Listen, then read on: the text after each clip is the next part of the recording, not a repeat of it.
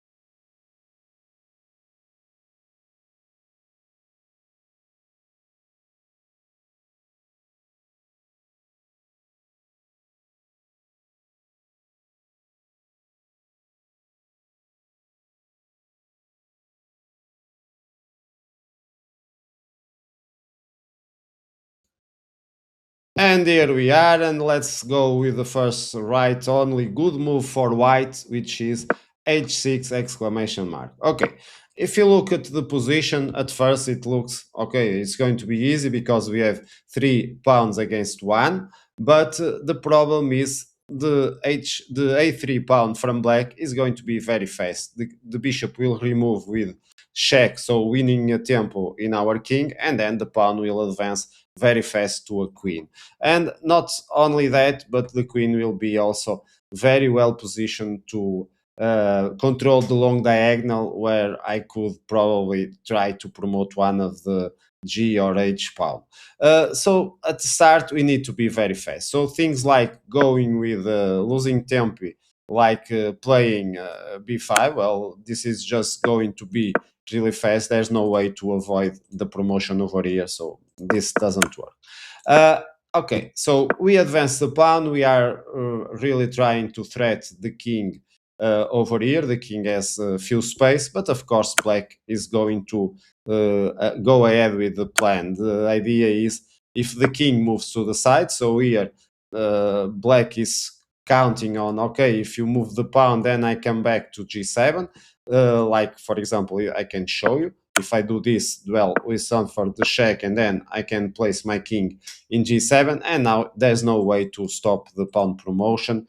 White is not able to bring the bishop in time because we simply go ahead with the promotion, and now this is winning for black.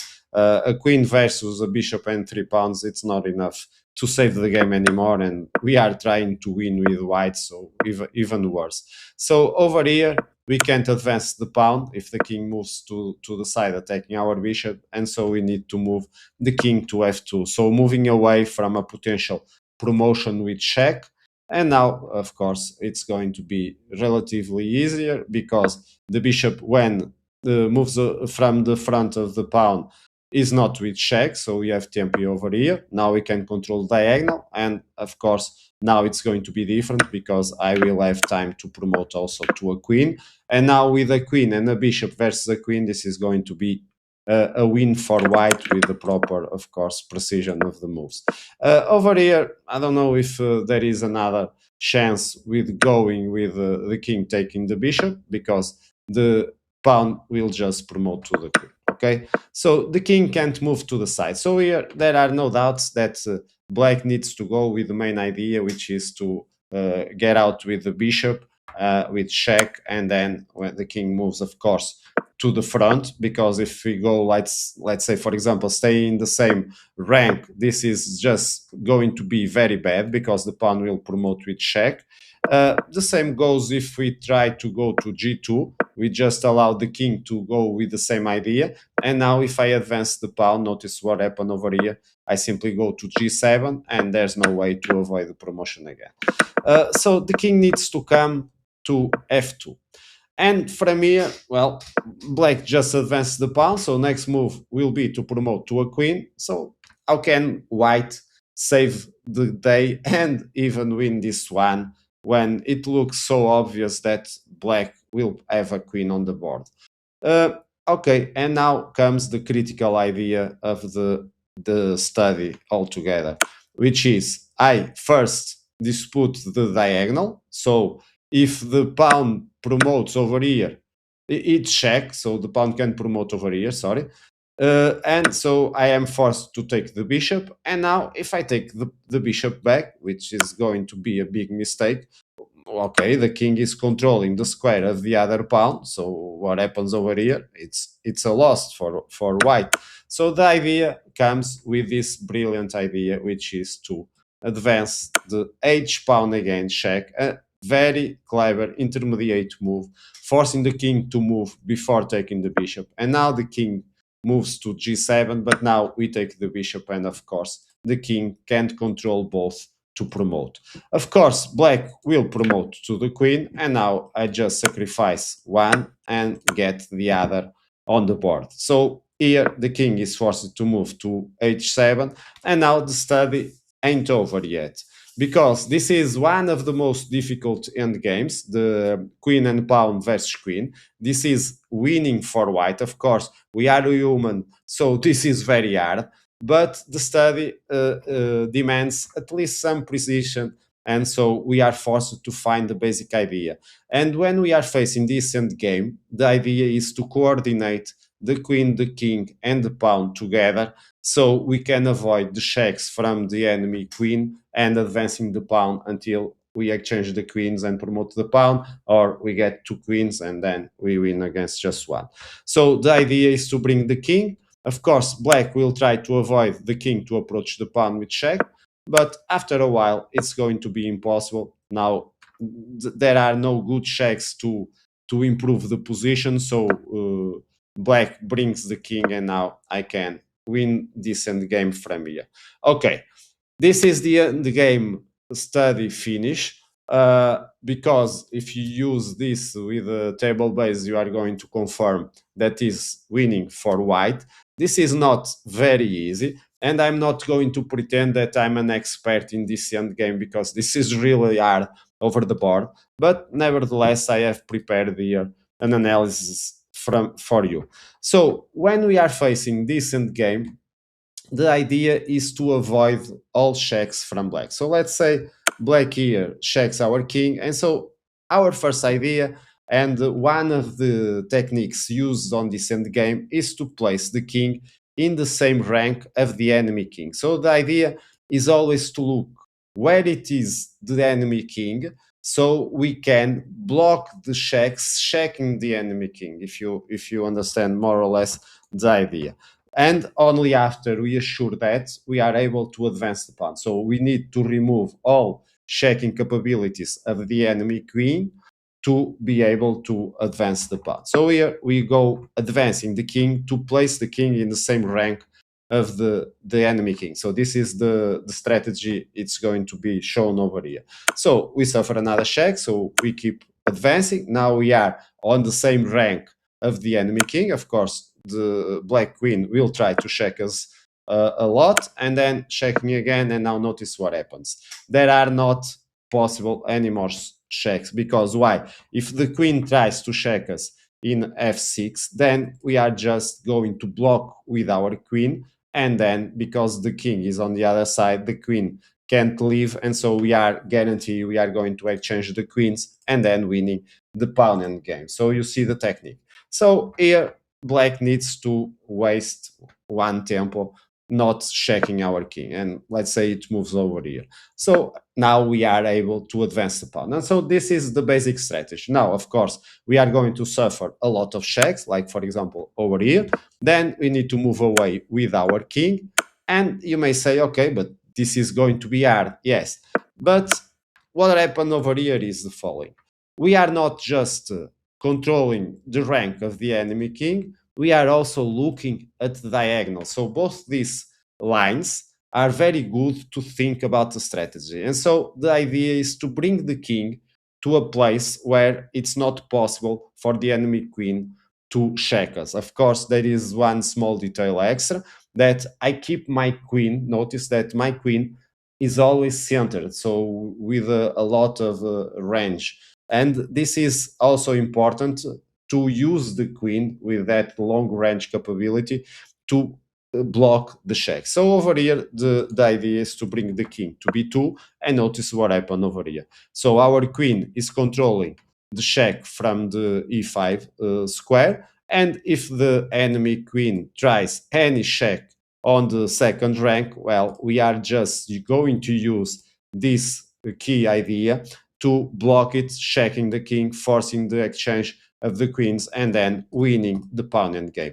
Don't forget that this is not easy in all situations. Here it's a winning for white, because if we are going to the pawn end game, we also need to count moves until we promote, or until our king being able to guarantee the opposition, and so on. But over here it's easier. We are already seeing the idea, so black here needs to waste another tempo without without checking our king, sorry. So moves the king. And now what happens when this happens? We advance the pawn. And now we are going to suffer more checks. And again, we are keeping controlling the idea of using our queen to block. But of course, over here, our queen is not yet prepared. But the idea is the same. We are going to maneuver, coordinating our pieces until we are able to block the checks. So the king moves, and now I am starting to counter attacking. Okay, now I have improved my queen placement, and now I'm going to bring after a while my king. Notice that I am advancing the pawn. I am with the initiative now.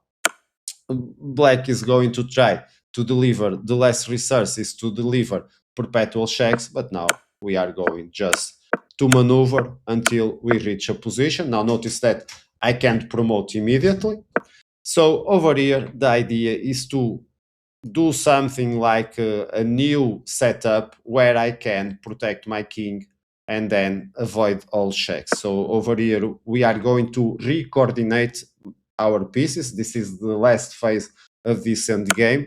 And so after a while, black is going to be forced to abandon. Now notice that black is trying to pin my pawn, so I can't advance it. But of course, it's white to play. So now we are going to centralize our queen.